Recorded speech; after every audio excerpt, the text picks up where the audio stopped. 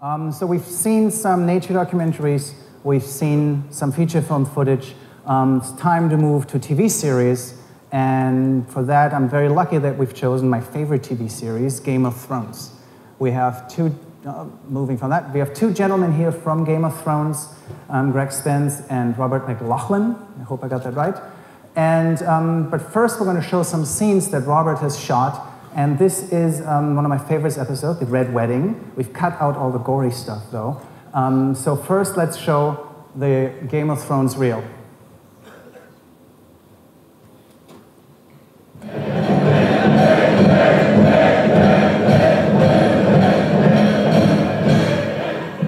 If you think the time is right, Lord Walder, by all means, let us bed them.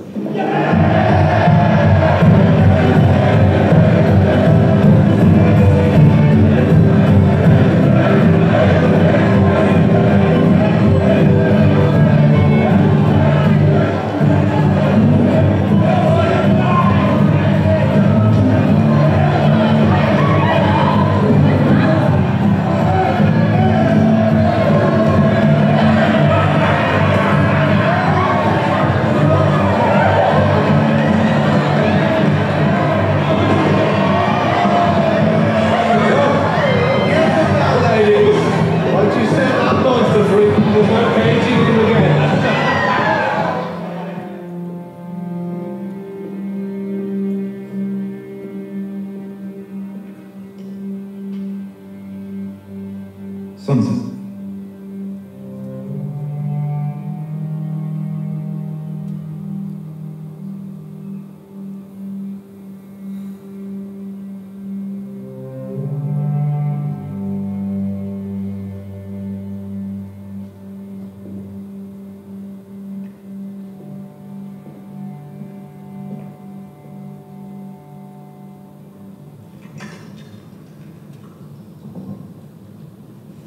The late Walder Frey. Oh, Tully called me because I didn't get my men to the Tridents in time for battle. He thought he was witty. Look at us now, Tully. You're dead, your daughter's dead, your grandson's dead, your son spent his wedding night in a dungeon, and I'm Lord of River Run. The Blackfish escaped.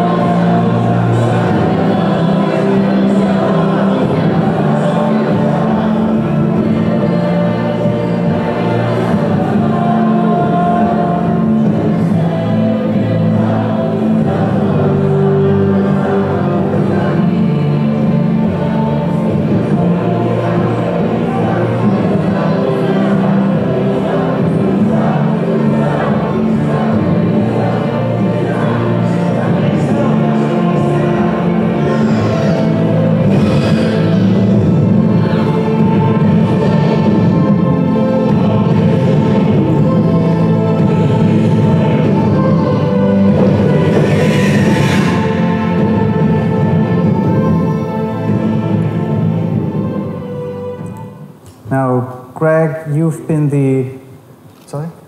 Yeah. Okay. You've been the post-producer of Game of Thrones since the pilot in 2009. You're responsible for developing and maintaining the show's cinematic look. And Rob, you have produced, directed, and photographed a lot of documentaries. You worked, it's a lot of, between 1980 and 1990 on 350 TV episodes prior to pursuing a dramatic cinematography career. And since then, you've moved with ease between television and movies with credits including Final Destination, Golden Compass, and episodes of King and Maxwell, Ray Donovan, and Game of Thrones. I'll start with you, Greg. You've been the producer since the pilot in 2009. Did you guys start out on digital? We actually shot our pilot episode on film. And we didn't ever actually completely finish the episode. We took it back to Los Angeles, cut it, color corrected it, did a temp mix. HBO told us we could go to series. And then just 3 weeks before we were going to start shooting, the first season, we tested the Alexa against film and against a couple of other digital cameras and decided to go digital. So 3 weeks. 3 weeks. You switched from film to digital. Yes. Not just the camera, the whole technology. I would never do it again. I'm really glad where we ended up, because actually it would not be possible, given what the show's become, it would not be possible for us to shoot on film. And even from those initial tests, the two cinematographers we had for season 1, they embraced the Alexa immediately. We shot 3 days worth of tests. We had them up for about 20 minutes in a DI suite, and we decided we were going to shoot digital.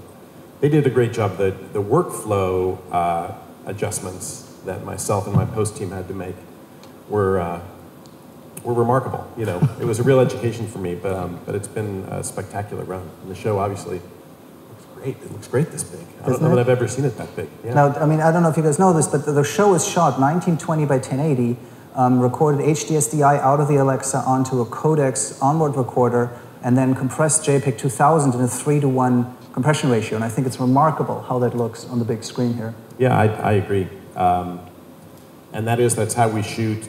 We shoot about 500 hours worth of dailies per season, with sometimes as many as 5 DP and director teams shooting at the same time. Really? And then we still do some of our visual effects sequences in plates and matte, big stuff. We'll shoot raw. Okay. And we also always carry an Alexa 4x3 for things like that big last shot where you see the big pull-up, which is a 4x3 sensor on a big giant crane. Now, if you get that many, how many units do you have? We have 2 full units that shoot all the time for about 5.5 straight months. Okay. And with all these cinematographers, how do you keep them? I mean, the show has a great cinematic look. It looks like a feature film, I think. How do you keep all those cinematographers in line to make a coherent look? Well, one, we're fortunate to hire excellent cinematographers, so everything they shoot is always exquisite. We have a dailies colorist that works right out of our cutting room. Yeah. And whenever cinematographers arrive, which we'll start out shooting with 2, they'll start to shoot, then add a 3rd and a 4th and a 5th. They always can come in, shoot some tests, sit with John, our dailies colorist, look at what everybody else has been shooting. They can design some LUTs. We also, I create flip books, which are color corrected, gamma corrected reference materials that we distribute on iPads to our directors and DPs. And it's 4 or 5 setups from every single scene of every single episode we've ever shot, organized by episode and then also by location. Mm-hmm. So the DPs and directors are able to see what other people have done with a certain set. And of course, the emotional tone of their own scene and the time of day and everything still allow them a tremendous amount of creativity, but it allows us to keep that consistent look. Now, Rob, I imagine Game of Thrones probably has a little more budget than your average television show. So what's the difference between shooting a feature film, a television series, and Game of Thrones? You have more time on Game of Thrones, right?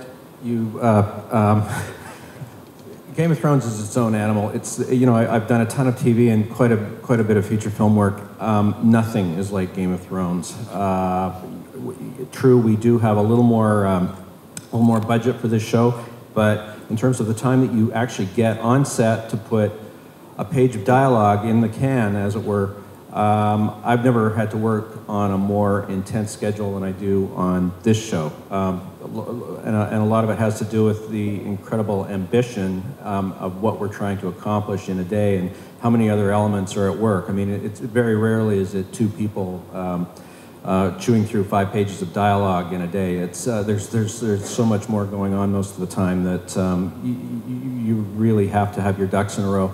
Luckily, the great thing about this show compared to a feature is that because everybody is shooting sort of all the time with the 2 film units that are in production, you do get a few days. So you might shoot intensely for 5 days on one scene or several scenes and then have a day or 2 to get your duck while somebody else is shooting in that location to get ready for the next one. But apart from that, you really have to hit the ground running. I mean, you know, a good friend of mine, Greg Middleton, has just started on the series, shooting the series this year, and he thought he was going to come in and have all this time finally on a TV show. He was going to work on a show that had all the time in the world, and he looked absolutely shell-shocked at the end of the first day. It's a hard show. Now, in terms of lighting, you know, this, of course, is a medieval type setting, so you can only work with natural light. How does that affect the way you work? Well, yeah, it's limiting. Obviously, we carry a massive lighting package, but as much as possible, it's all those huge lights and all those 20Ks that we carry are used to create the daylight in the gigantic sets that we've got. Whenever we can, we're trying to be as natural as we can. Obviously, the only light source at nighttime is candlelight or torches or fire. And in the case of the Red Wedding, because it was such an enormous set and a huge hall, we did have wide shots that saw the whole thing. The only really feasible way to light it was with the light sources within the shot. So I had the art department add extra candelabras and extra torches, and for the most part, that's what we shot with. And partway through the wedding scene, a lot of the candle and light sources are removed from the set by the actors, which gave us a way to organically sort of make it a little more creepy for when the mayhem started.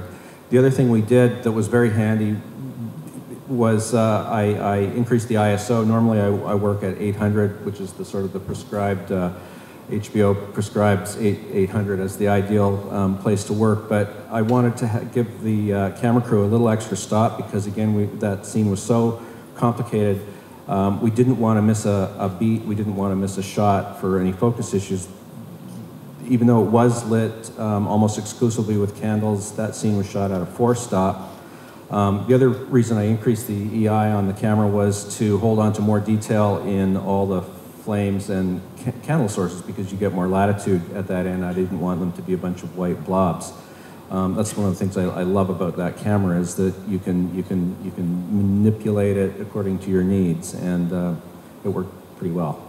Fantastic. Now, I have to be honest, I could sit with you guys here for 2 hours and chat, and I'd have a great time, but I'm afraid we have to move on to the next thing. So thank you very much for coming. Thank you for bringing that footage.